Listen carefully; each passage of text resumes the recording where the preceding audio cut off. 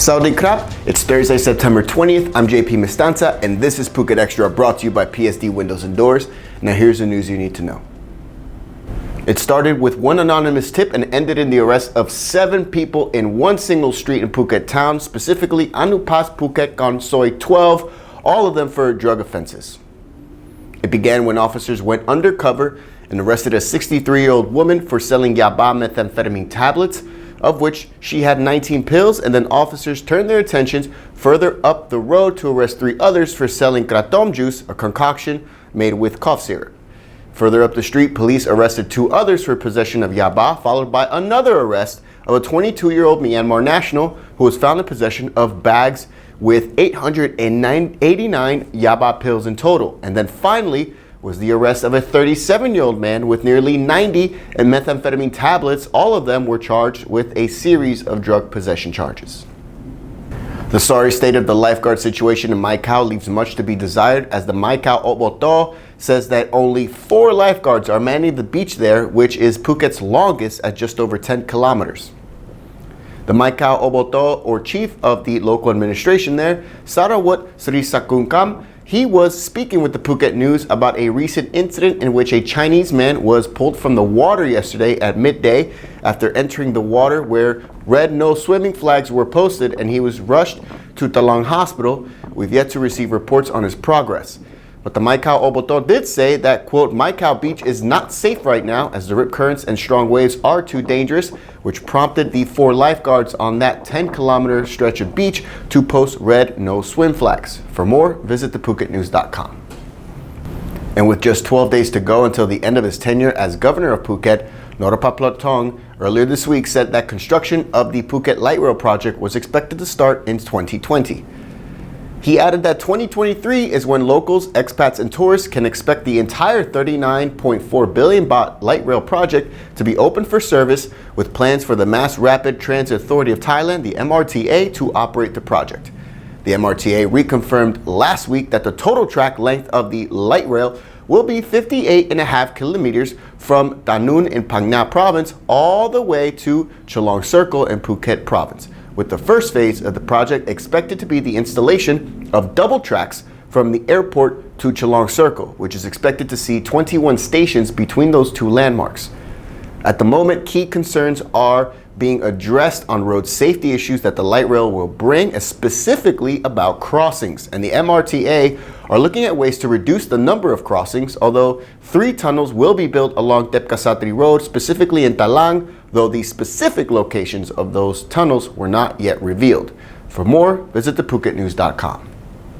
Sit tight, Phuket Extra will be right back after this. For 14 years, heroes have been coming together to help an ancient creature that has inhabited these lands for millions of years.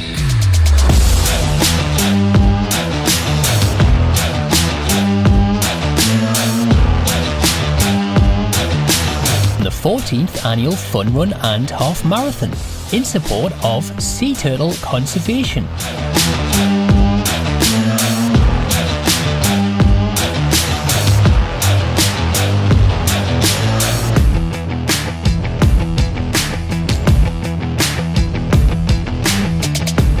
Four distances: 3 kilometers, 5 kilometers, 10 kilometers. The half marathon. See you there.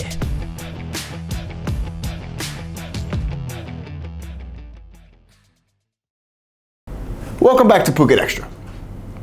Canadians living or traveling in Phuket, Krabi, and Phang Nga province can now contact the Australian Consulate General in Phuket for emergency assistance services. The news was announced at a small ceremony at the Australian Consulate General in Phuket on the Bypass Road earlier this week, and it's all part of the Canada-Australia Shared Consular Services Agreement.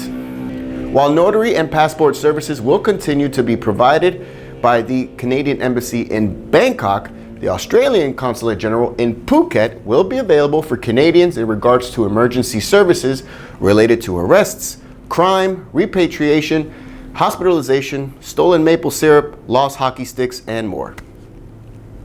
An investigation is now underway into alleged abuse of a government scheme meant to promote career opportunities for disabled people in Thailand but has actually been abused and costing the state up to 1.5 billion baht a year.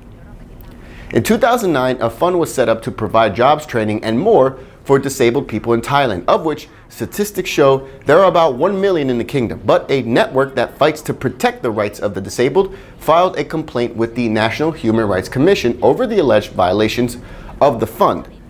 They say that mafia figures along with state officials have abused the fund and subsequent programs to draw money into their own pockets to the tune of 1.5 billion baht a year. Thai law states that companies must hire one disabled person for every 100 workers. And if they cannot do this, they can contribute money into the fund, and it's this specific pool of money that's allegedly bleeding money.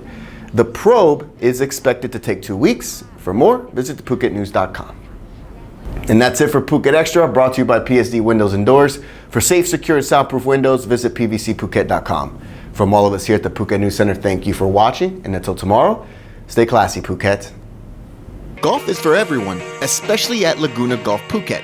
Now, expats and Thai locals can enjoy the world-class course until the end of November with special resident rates. Simply show your Thai ID card, work permit, or retirement visa. Just 1,800 baht daily for a round of 18 holes with caddy and additional 350 to include a golf cart. Or enjoy great 4-ball with 3 other friends on Sundays for only 6,000 baht.